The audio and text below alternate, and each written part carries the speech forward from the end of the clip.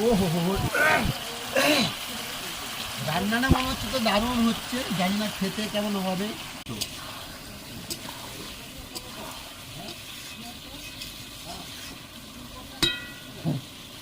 তরকারি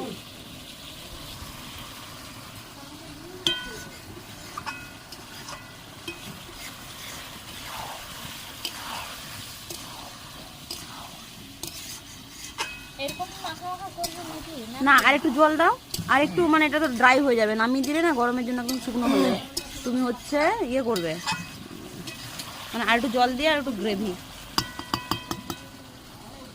দেখি ফুকে ফুকাটা তো ভুজো করি। রান্নাটা তো খুব সুন্দর লাগছে দেখে, তো পুরো আমার মুখে জল চলে আসছে। তো প্রতিবার সব রান্না বান্না করছে আজকে।